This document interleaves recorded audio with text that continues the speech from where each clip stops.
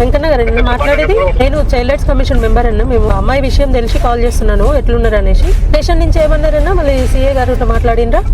ఇప్పుడు ఆ అబ్బాయిని అరెస్ట్ చేసిండ్రు కదా, స్టేషన్ తీసుకుపోతారు. స్టేషన్ ఉంచుతారు, ఉదయం తీసుకుపోయి స్టేషన్ ఉంచుతారు, మళ్ళీ రాత్రి 8 మళ్ళీ ఇంటికి తీసుకుపోతారు.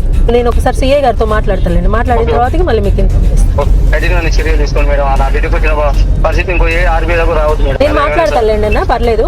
నేను సీఏ గారితో మాట్లాడతాను. అది సరే, ఇప్పుడు మన అడ్లూరులో ఇష్యూ అయింది కదా పోక్సో కేసు, దాని గురించి మాట్లాడదామని చేసింది సార్. సెక్షన్స్ ఏం పెట్టిండ్రు, ఇప్పుడు అమ్మాయి ఎక్కడ ఉంది, డీటెయిల్స్ కనుక్కుందామని.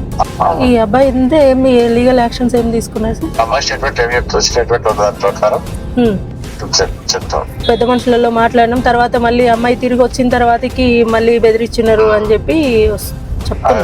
అమ్మాయి స్టేట్మెంట్ ఏం చెప్తారో చూసి చేస్తాం మేడం. అది కొంచెం ప్రాపర్ గా తీసుకోండి అన్న. ఇప్పుడు నేను సిఐ గారితో మాట్లాడినాను. ఇప్పుడు అమ్మాయి భరోసా సెంటర్ లో ఉంది మేడం, తన స్టేట్మెంట్ అంతా తీసుకున్న తర్వాతకి బాబుని రిమాండ్ చేయడం దాని ఉంటది. కొంచెం భయపడకుండా ఏం జరిగిందో అంతవరకు చెప్పమని చెప్పండి. పాప చెప్పేదాన్ని బట్టి ఉంటదన్న, కానీ ఏం జరిగిందో అది మాత్రం ఖచ్చితంగా చెప్పమని చెప్పండి. దేనికి భయపడకుండా చెప్పమనండి. నేను రెగ్యులర్ ఫాలోఅప్ చేస్తాను. ఇది నా నెంబర్ అయినా, ఇది ఫీడ్ చేసుకుని ఏది ఉన్నా కానీ విషయం ఏదైనా మీకు ఏదైనా ఇబ్బంది ఉంటే, కొంచెం ఏదైనా మీకు ఎవరైనా పట్టించుకున్నట్టు ఉన్నా కానీ ఈ నెంబర్ కాల్ చేయండి. సరిత అన్న, నా పేరు సరిత. ఇప్పుడు మీరు ఏదైతే భరోసా సెంటర్ లో ఉన్నారో అక్కడ కూడా సరిత మేడం మాట్లాడింది అని చెప్పి చెప్పండి. వాళ్ళు కూడా మీకు ఏదైనా కావాలని ఉంటే హెల్ప్ చేస్తారు.